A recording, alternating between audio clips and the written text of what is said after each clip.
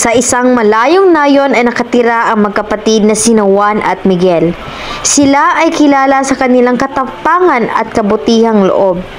Marami ang humanga sa kanilang angking katangian. Mayroon silang mapagmahal na ina na nagngangalang Rosa. Ang araw, habang sila ay naglalakad upang umuwi na sa kanilang tahanan, biglang may nakita si Juan ng matandang babae na nahihirapan. Kaya, nagpaalam siya kay Miguel na tutulungan niya muna ang matanda.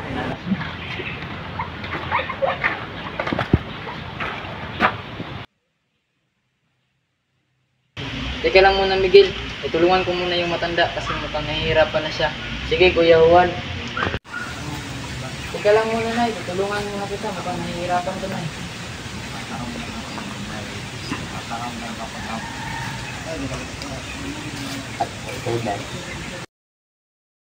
Ngunit, sa pagbalik ni Juan ay biglang nawala si Miguel. Kaya, nabahala siya nang hindi niya makita ang kanyang kapatid. Agad siyang nagtungo sa kanilang ina na si Aling Rosa upang ipahayag ang pangyayari. Inay, nawawala po si Miguel. Ano? Hindi ba kayo magkasabay mo eh? Magkasama kami kayo ng dalakad. Ngunit pinakita ko maganda. Eh, tulungan ko. Ngunit pagbalik ko, nawala na sa bigla. Naku, Juan, kailangan natin hanapin. Si Miguel, baka ano nangyari sa kanya?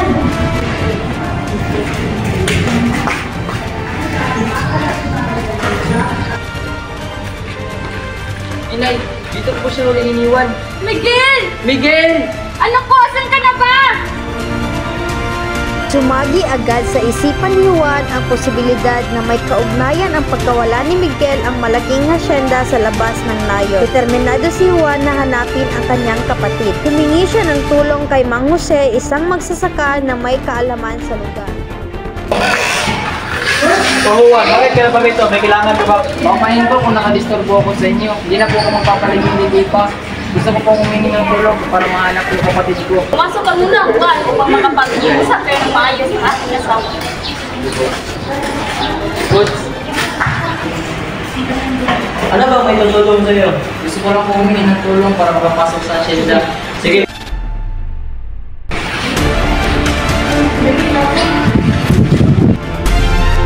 Sa kanilang paglalakbay, dumating na rin sila sa hasyenda at nakaharap nila si Donato, ang masungit na tagapamahala ng lugar. Hindi siya handang magbigay ng impormasyon tungkol kay Miguel at pinagbawal silang maghanap sa loob ng hasyenda. Bakit kayo nagparito sa asyenda ko? Pamahin po, nakadisturbo po ako sa inyo. Gusto ko lang po kumuha ng mga informasyon tungkol sa pagkawala ng aking kapatid. Kung informasyon sa kapatid mo, wala kang makukuha dito. Umalis na lang kayo, baka uminit pa yung ulo ko. Ngunit, aalis na sana sila sa hasyenda ni Donato. May sinabi si Mang Jose na may alam siya na daan upang makapasok sa hasyenda. Dito Juan, ang daan papuntang asyenda at sundan mo lang daan na yan. Ako lang kasi ang nakakaalam sa daan na yan at paminsan-minsan dyan ako dumadaan upang mabilis ako makapunta sa aking pupuntahan.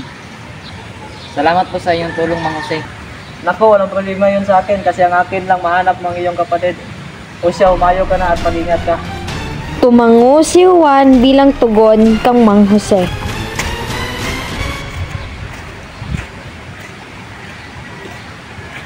Sa tulong ni Mang Jose, natagpuan at nakita ni Juan si Miguel mula sa pagkakulong. Nahanap na kita!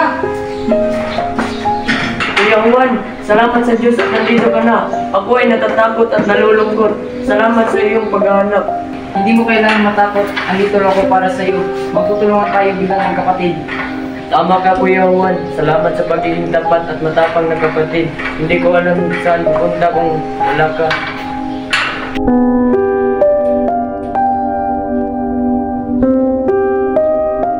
Nang matagpuan ni Juan ang kanyang kapatid, ay bumalik na sila sa kanilang nayon. At sa kanilang pagbalik ay sinalubong sila ng kanilang ina. Ang pagmamahal at katapatan ni Juan sa kaniyang kapatid ay patuloy na nagpatibay ng kanilang samahan. At dito nagtatapos ang aming kwento.